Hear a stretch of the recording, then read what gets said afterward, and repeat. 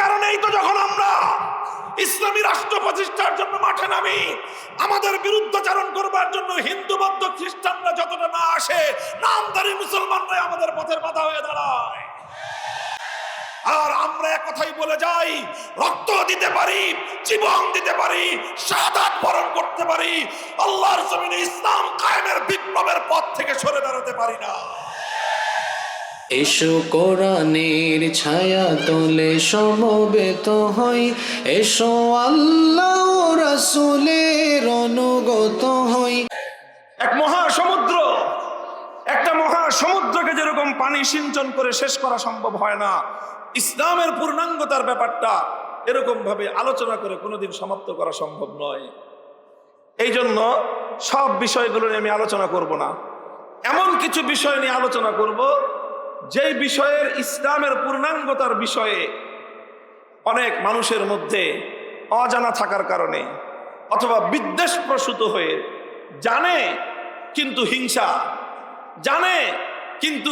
হিংসার অনলে পড়তেছে, এই জন্য ইসলামের সৌন্দর্যকে তারা স্বীকার করতে চায় না।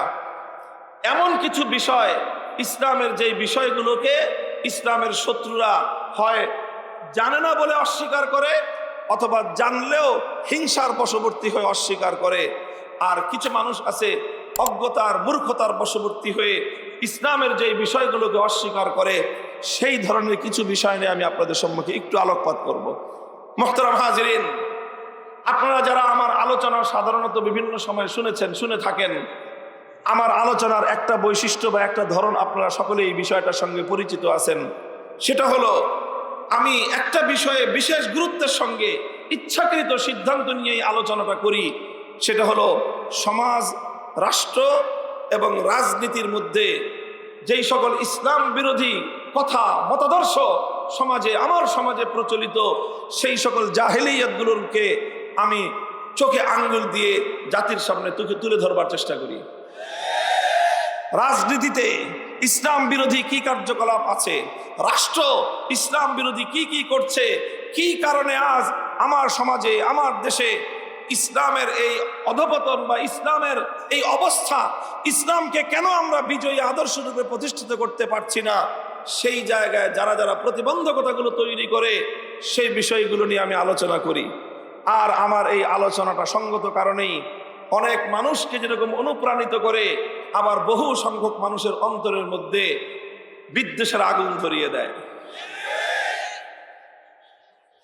তারা বিদ্বেষের আগুনে জ্বলতে থাকে, শত্রুতা পোষণ করতে থাকে। আর এই শত্রুতা বশত তারা আমাদের এই আওয়াজগুলোকে বন্ধ করে দিতে চায়, আমাদের কণ্ঠকে স্তব্ধ করে দিতে চায়। গায়ের জোরে ইসলামের শ্রেষ্ঠত্বের সেই কথাগুলোকে সমাজ থেকে তারা মুছে ফেলতে চায়। রাষ্ট্র এবং রাজনীতি সংক্রান্ত ইসলাম এবং কোরআনের নির্দেশনাগুলো যখন আমরা বলতে যাই, তখন আমাদের কণ্ঠকে স্তব্ধ করার পায়ে তারা চালায়। পরিষ্কার অতীতেও বলেছি, আজও বলছি, ভবিষ্যতেও আমাদের বক্তব্য অভিন্ন থাকবে। জীবন থাকবে কি থাকবে না পরোয়া করবার সময় নয়। আল কোরআনের কথা বলেছি, বলবো, বলতেই থাকবো ইনশাআল্লাহ। ইসলামের যেই সকল বিভাগগুলো নিয়ে ইসলামের দুশ্মন যারা, অন্যান্য ধর্মাবলম্বী যারা, তারা ইসলামের যেই বিভাগটাকে নিয়ে সবচেয়ে বেশি আপত্তি তোলে, সেটা হলো ইসলামের রাষ্ট্র ব্যবস্থা।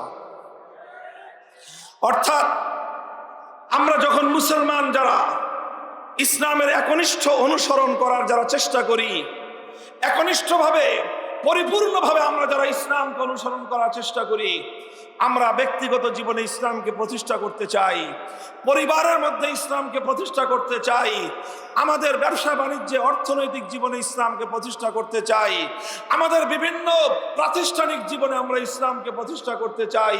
সব কিছু চাওয়ার পরে আমরা রাষ্ট্র ব্যবস্থায়ও ইসলামকে প্রতিষ্ঠা করতে চাই। যখনই আমরা ইসলামী রাষ্ট্র প্রতিষ্ঠার আওয়াজ তুলি, তখনই বিপত্তি লাগে কিছু মানুষের কাছে, তখনই তারা আমাদের পথে বাধা হয়ে দাঁড়াবার চেষ্টা করে। এই বাধা যারা হয়ে দাঁড়ায়, তাদের মধ্যে যে সব অমুসলিম তা নয়, সবাই যে অমুসলিম তা নয়।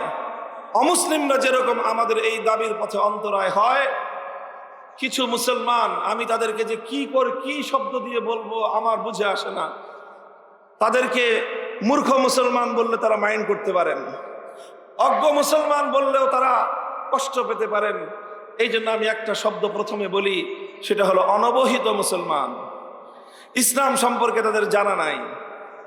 এখন না জানলে যদি কেউ মূর্খ বলতে চান বলতে পারেন, আমি এই সকল লোকদেরকে কষ্ট দিতে চাই না বলে আমি বললাম ইসলাম সম্পর্কে অনবহিত মুসলমান। এই অনবহিত এক শ্রেণীর মুসলমান রয়েছে, তারাও ইসলামী রাষ্ট্র ব্যবস্থার বিরুদ্ধাচারণ করে। ইসলামী রাষ্ট্র ব্যবস্থার বিরোধী শুধু হিন্দুরা নয়, ইসলামী রাষ্ট্র ব্যবস্থার বিরোধী শুধু বৌদ্ধ আর খ্রিস্টান নয়, ইসলামী রাষ্ট্র ব্যবস্থার বিরোধী আমার এবং আপনার সমাজের মধ্যে নামধারী অনেক মুসলমান রয়েছে। এরা হলো অনবহিত মুসলমান, আসলে ইসলামের নাম ধারণ করেছে কিন্তু ইসলামকে বুঝবার কোনোদিন চেষ্টা করে নাই। যদি তারা বুঝবার চেষ্টা করত তাহলে তারা তাদের এই কুফরি বিশ্বাস থেকে, তাদের এই কুফরি চিন্তাধারা থেকে তারা অবশ্যই তওবা করে খাঁটি মুসলমান হয়ে যেত। আল্লাহ পাক সকলকে তৌফিক দান করেন। মুহতারাম হাজিরিন, এখানে সঙ্গত কারণেই আমরা কেন ইসলামী রাষ্ট্র চাই, আমরা কেন রাষ্ট্র ব্যবস্থায় ইসলামকে প্রতিষ্ঠা করতে চাই, সেই কথা আমাদেরকে অন্তত অমুসলিমদের সামনে যুক্তির নিরিখে প্রমাণ করার দরকার আছে, যাতে একজন হিন্দু, একজন বৌদ্ধ, একজন খ্রিস্টান সেও উপলব্ধি করতে পারে যে না, ইসলামী রাষ্ট্র প্রতিষ্ঠা হওয়া প্রয়োজন, তাহলে আমরাও ভালো থাকতে পারবো। আর ওই মূর্খ মার্কা অনবহিত মুসলমানদের কথা আর কি বলবো? আরে বেটা, তুমি তো মুসলমান, তোমার তো জানা ফরজ, তোমার তো জানা বহু আগে দরকার ছিল, তুমি সেটা জানো না। তুমি আব্রাহাম লিঙ্কনের মতবাদ নিয়ে তুমি লাফালাফি করো, তুমি ইসলাম সম্পর্কে জানার চেষ্টা করো না। কার্ল মার্কস, মাও সেতুং আর লেনিনের আদর্শ প্রতিষ্ঠার জন্য তুমি সংগ্রাম করো, জীবন দাও। তোমার মতো এরকম কুলাঙ্গার সন্তান পৃথিবীর আর কোনো ধর্মাবলম্বীদের মধ্যে নাই। মুসলিম হয়ে ইসলামের বিরুদ্ধাচরণ করে কখনো তুমি আব্রাহাম লিঙ্কনের অনুসারী সাজো, কখনো তুমি কার্ল মার্কস, মাও সেতুং আর লেনিনের আদর্শের অনুসারী সাজো, অথচ তোমার জন্য তো সর্বোত্তম আদর্শ ছিল তোমার নবী মুহাম্মদুর রাসূলুল্লাহ সাল্লাল্লাহু আলাইহি ওয়াসাল্লাম। কথা বলেন ঠিক না বেঠিক? হ্যাঁ, কিছুটা অবকাশ আছে অমুসলিমদের জন্য। তারা তো ইসলাম সম্পর্কে এত জানে না, জানার কোনো সুযোগ তাদের নাই, বা জানার কোনো প্রয়োজন তারা মনে না করতে পারে। এই জন্য তারা ইসলামী রাষ্ট্র ব্যবস্থার বিষয়ে তাদের মধ্যে কনফিউশন থাকতে পারে, তাদের মধ্যে দ্বিধাদ্বন্দ্ব থাকতে পারে, কিন্তু কোনো মুসলমানের মধ্যে এই ব্যাপারে দ্বিধাদ্বন্দ্ব থাকতে পারে না। যদি কোনো মুসলমানের হৃদয়ে এই ব্যাপারে, তার অন্তরে যদি এই ব্যাপারে বিন্দুমাত্র দ্বিধাদ্বন্দ্ব থাকে, এটা তার মূর্খতা, এটা তার অজ্ঞতা, এটা তার চরম গুমরাহি। এই জন্য আমি আলোচনা করব প্রধানত এই যে অন্যান্য ধর্মাবলম্বী যারা আছেন, আমাদের হিন্দু ভাইয়েরা, খ্রিস্টান ভাইয়েরা, বৌদ্ধ ভাইয়েরা, যাদেরকে নিয়ে আমরা একটা দেশে, একটা সমাজে বসবাস করি। আমরা যখন ইসলামী রাষ্ট্র প্রতিষ্ঠার দাবি তুলি, আমরা যখন জোর গলায় ইসলামী রাষ্ট্র প্রতিষ্ঠার জন্য আল্লাহর রাস্তায় জিহাদের ঘোষণা দিতে চাই, তখন তাদের অন্তরের মধ্যে একটা দ্বিধাদ্বন্দ্ব তৈরি হতে পারে ইসলাম সম্পর্কে না জানা থাকার কারণে। এই জন্য আমরা আমাদের দায়িত্ব এবং কর্তব্য মনে করি সেই সকল অমুসলিমদের সেই কনফিউশনগুলো, সেই দ্বিধাদ্বন্দ্বগুলো দূর করে দেওয়া, যেন হিন্দু, বৌদ্ধ, খ্রিস্টানরাও আগামী দিনে দাবি করে যে আমাদের শান্তির জন্য, আমাদের নিরাপত্তার জন্য ইসলামী রাষ্ট্র ব্যবস্থার প্রয়োজন।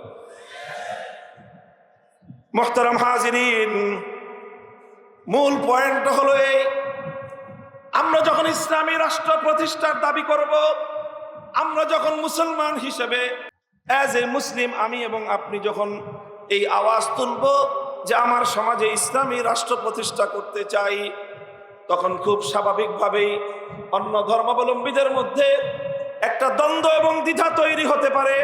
সেই দ্বিধাটা হলো এই, মুসলমান তুমি যদি মুসলিম হিসেবে ইসলামী রাষ্ট্র প্রতিষ্ঠা করতে চাও, এটা যদি তোমার অধিকার হয়ে থাকে, তাহলে তো আমি হিন্দু হিসেবে আমারও এই রাষ্ট্রটাকে হিন্দু রাষ্ট্র হিসেবে দাবি করার অধিকার রয়েছে। বৌদ্ধ বলবে আমি বৌদ্ধ হিসেবে বৌদ্ধ রাষ্ট্র প্রতিষ্ঠা করতে চাই, খ্রিস্টান বলবে আমি অ্যাজ এ খ্রিস্টান হিসেবে খ্রিস্ট রাষ্ট্র প্রতিষ্ঠা করতে চাই।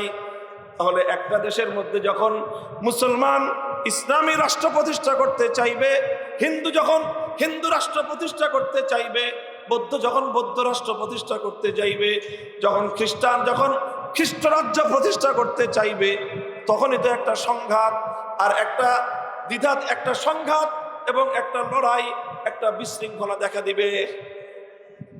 এই তো দ্বিধা না? কথা বলেন। এরকম একটা দ্বিধা, একটা সংশয় অন্য ধর্মাবলম্বীদের মনের মধ্যে আসতে পারে কি পারে না?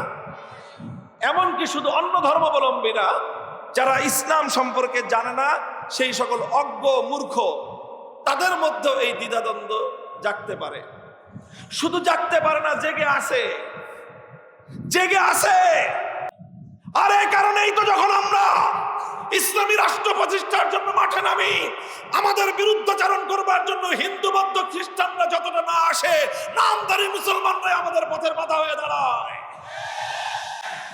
তারাই আমাদের পথের অন্তরায় হয়ে দাঁড়ায়, ওরাই আমাদের উপর আঘাত করে, কখনো আমাদের বুকগুলোকে বুলেটের আঘাতে ঝাঁঝরা করে দেয়, কখনো আমার শাহাদাতের রক্ত দিয়ে আল্লাহর জমিনকে রঞ্জিত করে দেয়। আর আমরা এক কথাই বলে যাই, রক্ত দিতে পারি, জীবন দিতে পারি, শাহাদাত বরণ করতে পারি, আল্লাহর জমিনে ইসলাম কায়েমের বিপ্লবের পথ থেকে সরে দাঁড়াতে পারি না।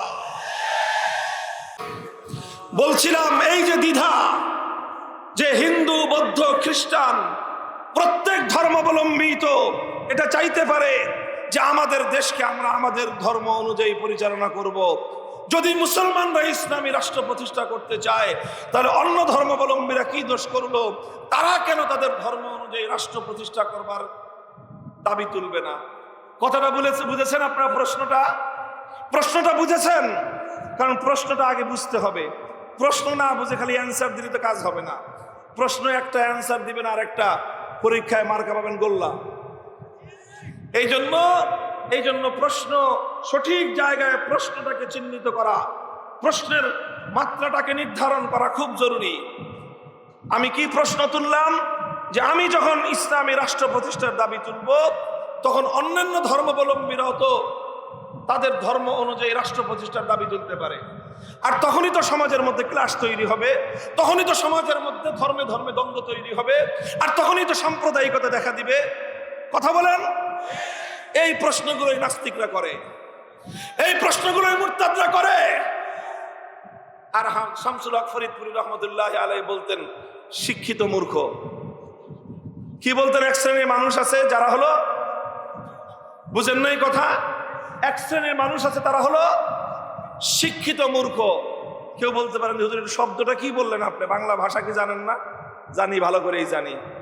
শিক্ষিত মূর্খের অর্থ হলো এই যে শিক্ষিত বলতে হয় তাকে, কারণ তার যেই পরিমাণ ডিগ্রি, অনার্স পাস করেছে, গ্র্যাজুয়েশনের পরে মাস্টার্স করেছে, তারপরে আবার ডবল MA করেছে, ট্রিপল MA করেছে, তারপরে আবার ডক্টরেট, এমফিল করে ফুল ডক্টরেট করে এখন ডক্টর তিনি। এত বিশাল জ্ঞানের শিক্ষার তার সার্টিফিকেট, এই সার্টিফিকেট দেখে তো তাকে অশিক্ষিত বলা যায় না, শিক্ষিত বলতে হয়। এসো কোরআনের ছায়া তলে সমবেত হই, এসো আল্লাহ রাসূলের অনুগত হই।